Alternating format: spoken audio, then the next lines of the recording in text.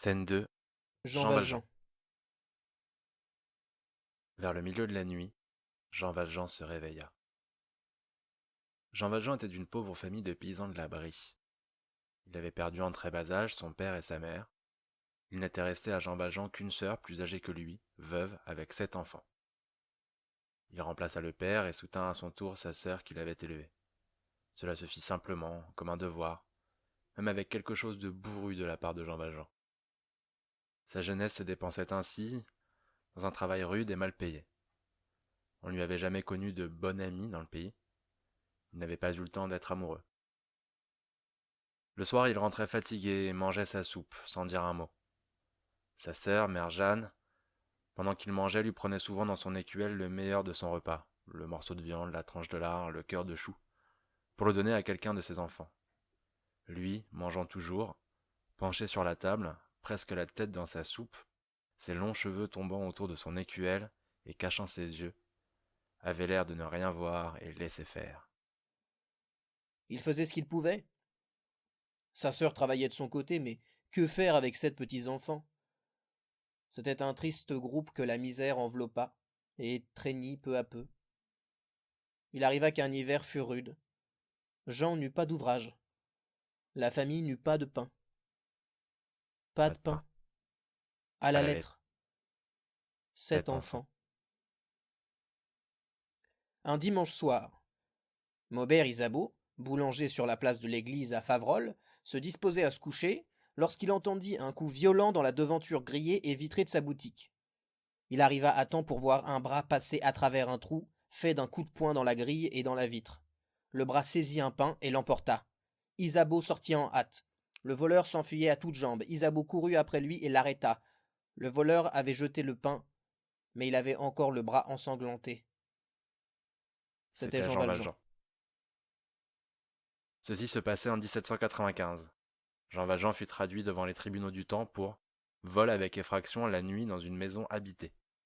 Jean Valjean fut déclaré coupable. Il partit pour Toulon. Il y arrivera après un voyage de 27 jours sur une charrette, la chaîne au cou. À Toulon, il fut revêtu de la casaque rouge. Tout s'effaça de ce qui avait été sa vie jusqu'à son nom.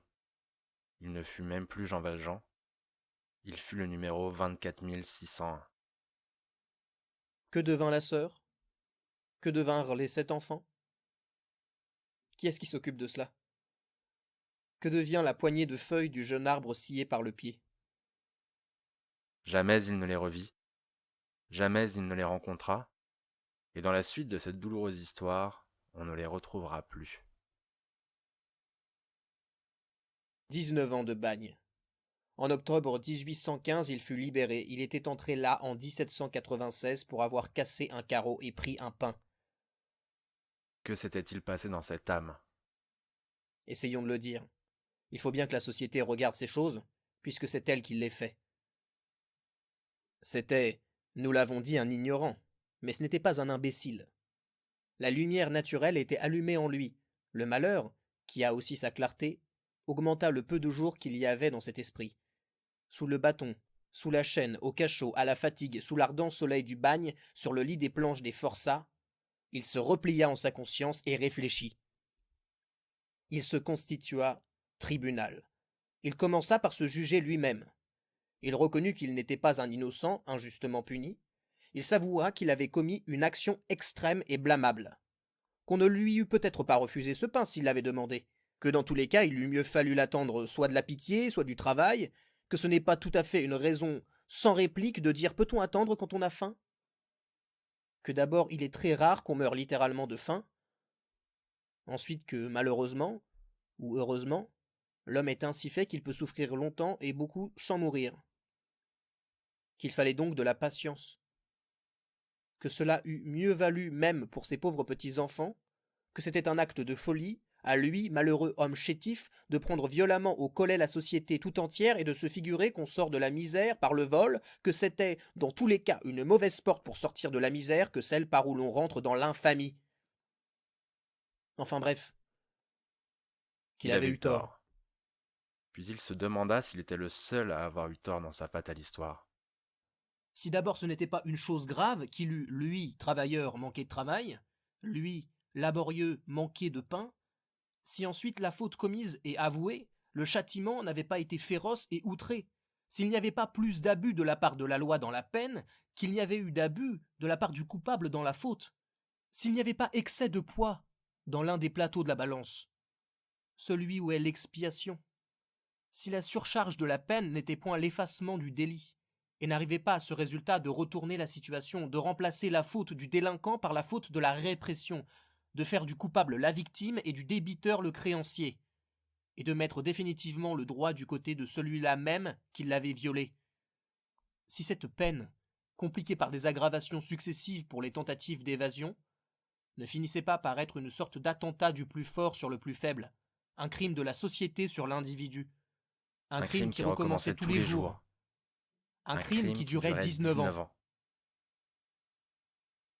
Ces questions faites et résolues, il jugea la société et la condamna.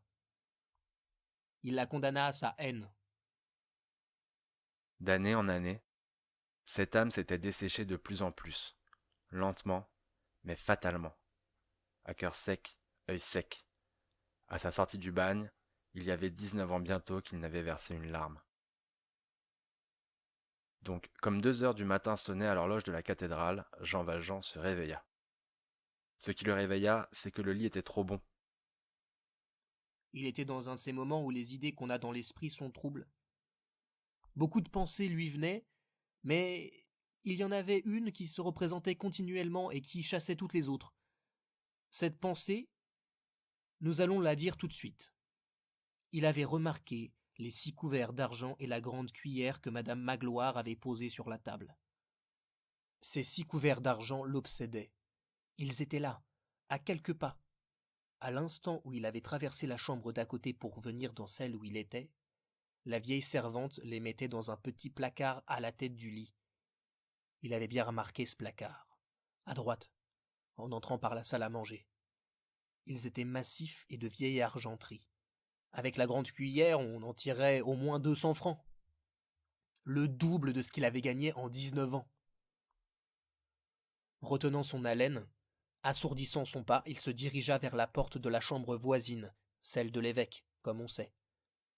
Arrivé à cette porte, il la trouva entrebâillée. L'évêque ne l'avait point fermée.